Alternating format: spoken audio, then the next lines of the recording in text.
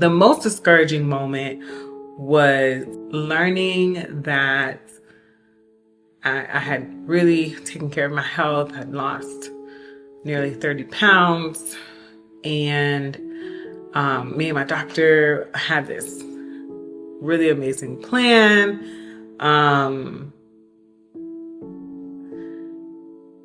to start, trying getting on a hormonal treatment, and found out for the first time in all these years, came back with a positive pregnancy test. Never had a positive pregnancy test before. And me and my doctor got on the call immediately, and he was like, whoa, this is different from what we had talked about. And I was like, I know. And so they're like, all right, come in and we'll confirm it with the blood test. And then when I went in, we found out that my HCG levels were dropping. So, and for those of you who are familiar, some may be familiar, some may not be familiar. So what this was, my doctor informed me, this was known as a chemical pregnancy, not a clinical pregnancy. A chemical pregnancy, your body has picked up, sperm has entered the body, right? And so, all right, that's why it's looking like a positive pregnancy test. But a clinical pregnancy, you could now see it on an ultrasound. You could see the egg and sperm have created an embryo in the uterus, but it wasn't that far. It actually was declining. So what usually typically happens with a chemical pregnancy, to wrap it up, is a miscarriage. And that had been my prayer for a long time. I had heard from friends about miscarriages and the horror and the trauma. And I was like, God, please, I can handle a lot of things. I really can. I'm a fairly strong person. And that's just one of those things I just didn't feel like I could handle. So I was like, okay, let me prepare myself for this experience of a miscarriage. And my doctor actually informed me, he said, this is actually fairly common. Some women may not even realize they're having a miscarriage. Sometimes it may just come and appear as like a late period, which was new to me. So that was really interesting. So I was prepared. Here I am preparing myself, really discouraged, really down. And I didn't TMI. I didn't bleed out like I thought I would. I didn't. Every week I would just go back to the clinic and take blood tests, and they just said every week the HCG levels were diminishing more and more and more. It said once it gets to below 5, like when I first got the test, it was 42.3. But once it drops to 5 and below, it's no longer a positive pregnancy test. So that was probably when I hit the lowest point in the PCOS journey. It is probably one of the most unexpected challenges that I encountered. Maintaining intimacy. So many reasons. Again, you have mood swings when you have PCOS. So intimacy is emotional, it is physical, it is spiritual. And so with mood swings and maybe a bad attitude that day or just not feeling it, your spouse may initiate, but you're just like, don't touch me. I don't want to be touched. I don't want this, totally kills the emotional and physical intimacy. But then I got really motivated because I'm someone, I was in therapy. I had really supportive friends and community. So then I got on a medication, and we were in medication treatment The medication we used was letrozole. I'm not a medical doctor, so please speak to your doctor about this medication before starting it.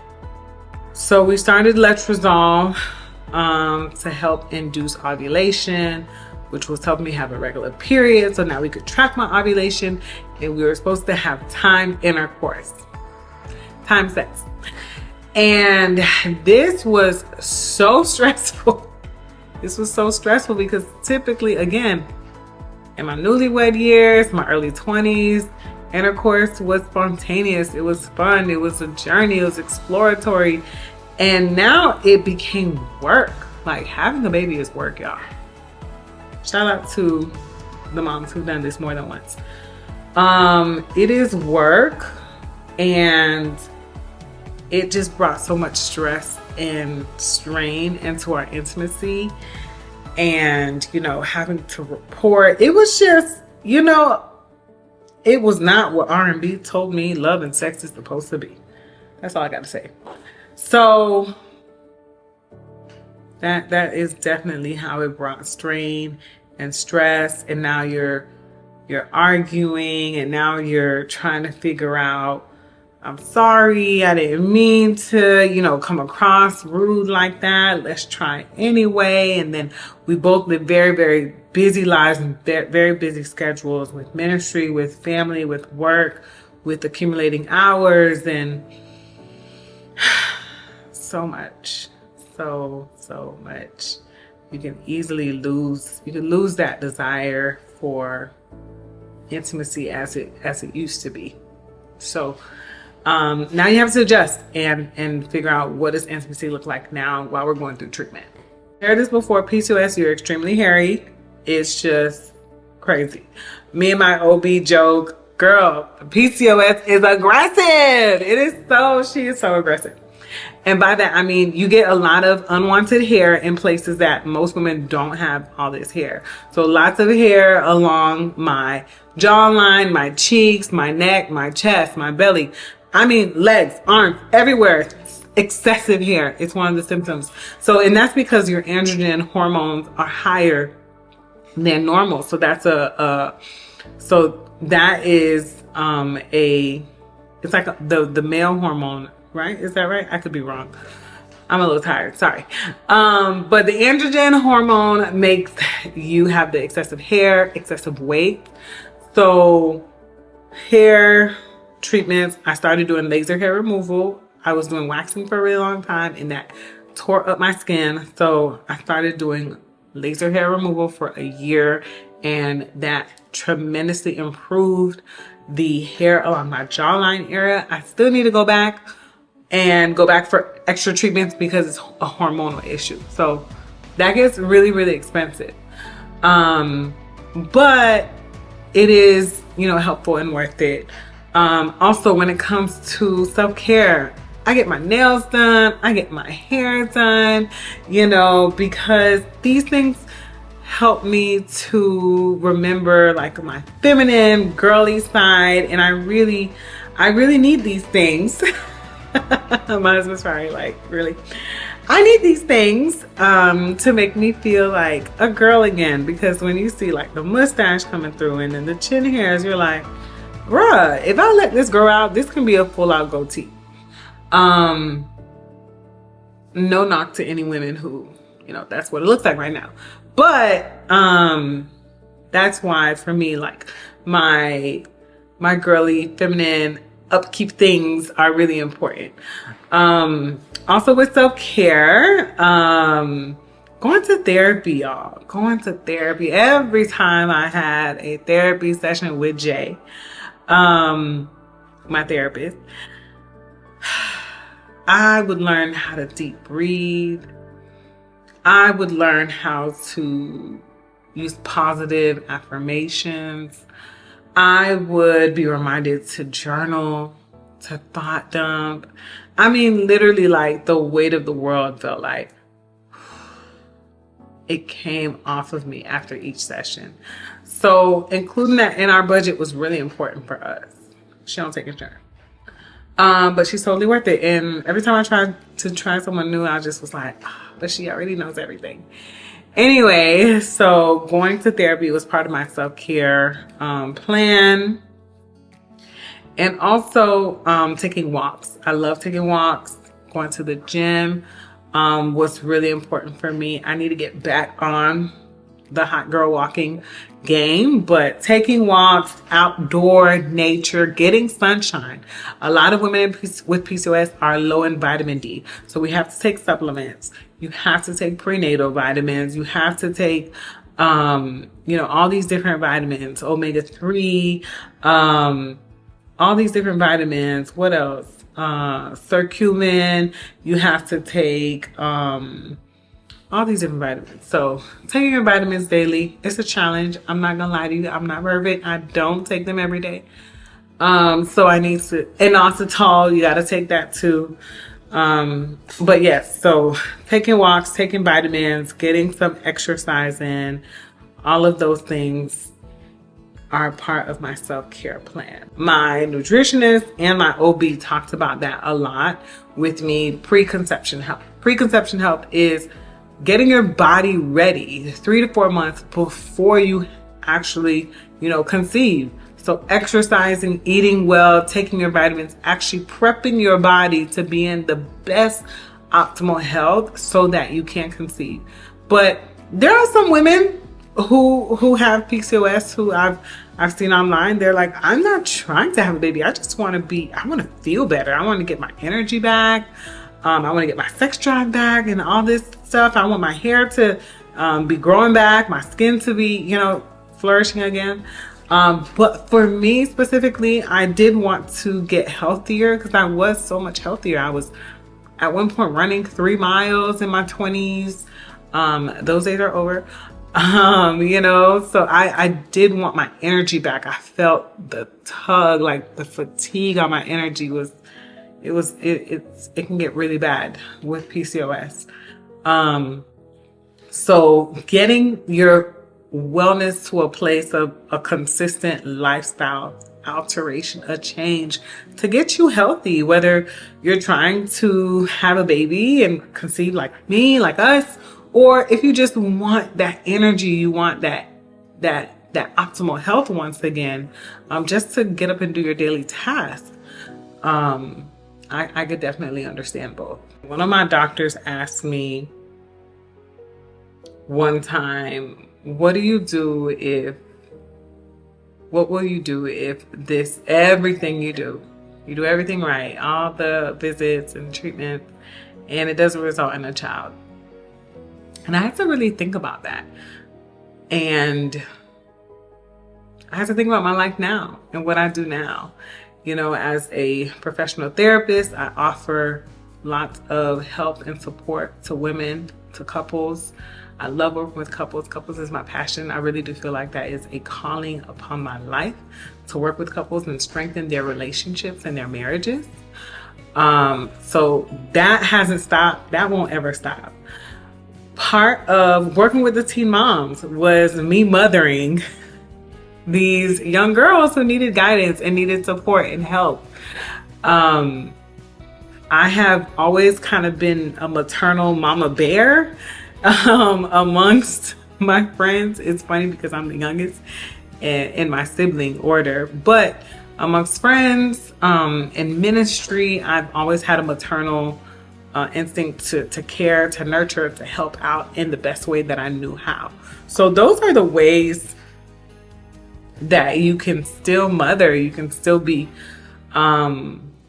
using those maternal instincts even without carrying children of your own. I have nieces, I have nephews. So whenever I do see them, love on them, check on them, ask them questions and, chat with them. And then I have god kids too. I don't even see all my god's kids. I have way too many to see, but there are lots of children around me, or lots of people and opportunities to mother. So that, I love that my doctor asked me that question. What if, I never get pregnant? Life doesn't stop, because PCOS is part of my story, but it's not all of my story. And I really do try to live my life that way. to still be intentional about planning joy, you know, traveling, taking time off, finding my passion, helping others and giving back in the ways that I can and that make sense to my life. So yeah, your life doesn't stop with PCOS. Listen, and I have told a friend this, I had to tell a friend this. Do not ever feel bad about telling me about your pregnancy. Girl, I want to know. We pregnant? Okay. You know, I want to know. This is a part of your story. This is a part of your journey in womanhood and wifehood and motherhood. I want to know. I want to know as soon as you feel comfortable telling me. And I want to celebrate you. I want to celebrate you. Anyone who knows me, I'm a celebratory person. Like, even for the smallest thing. You got a promotion? Oh, we got to go out to eat. You know, it's your birthday? Oh my gosh, get a cake. You know, whatever, you're pregnant, like, what are we going to do? You know? So, and it's not that I can be both happy for you and sad for myself. The two emotions can coexist. But that doesn't stop me from celebrating you, you know? And a friend who understands your journey also, because I've had friends who have had a really difficult journey towards pregnancy, and they've had the miscarriages. They've maybe struggled with PCOS like myself, or endometriosis, or fibroids, and those ones, like, we've talked together. I'm praying for them. We asking them questions and supporting them and offering resources when they're comfortable with it. And so those are so special. Those are really special pregnancy announcements, because I know the journey. Like, there's this shared understanding with women who are on that journey and that pressing and trying, and maybe you didn't have PCOS, and maybe you had a normal pregnancy, or maybe you had a high risk pregnancy and there were some challenges. There is a understanding that women have, especially when empathy is a value to you. You may not have to necessarily be in my exact same shoes. I may not have to be in your exact same shoes, but there is an understanding, like, yeah, you get me, I get you. And we celebrate each other. At least we should. As for friends don't ever have to be afraid of telling me or being nervous that they are pregnant. They don't have to be nervous. Like, I know people get pregnant, and I'm excited and I celebrate you. And if I get sad about it, those are my emotions, and I'm allowed to have my emotions, and I'm allowed to have my experience, just like you're allowed to have yours. So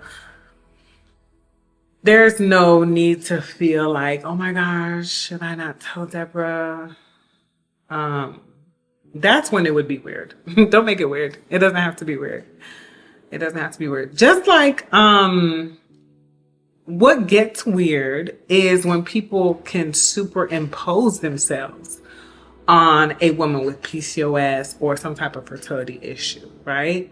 And, you know, some people may feel a type of way about this, but sometimes I find this in our communities of faith, like, girl, just pray, you know, it's gonna happen.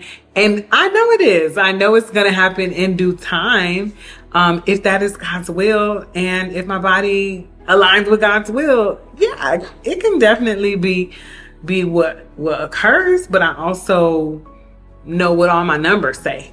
You know, and they don't have access to that, right? So I would rather someone ask me. I would rather someone ask me and say, you know, if you feel comfortable. I'll always respect that approach. If you feel comfortable, you know, I want to be praying for you as you know, go through this journey. or I want to recommend this doctor to you, or I want to recommend, this is what has worked for someone that I know that has PCOS or that has me. So I think the approach is definitely helpful, allowing me or anyone with PCOS to welcome you into the journey, right? You have to be welcomed into it and not superimpose yourself. That's when it can become like a crossing of my boundaries. But I'll let you know if I feel like I'm okay. Thank you.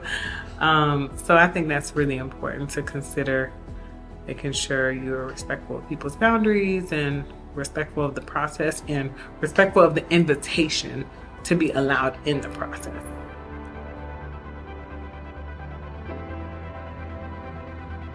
I do believe I'm going to be a mother. And if I'll be honest with you, it really depends on the day. Certain days I'm like, I don't think this is in the cards for me. And that's okay. And I'm okay with that. I think it's important to just be honest with you guys.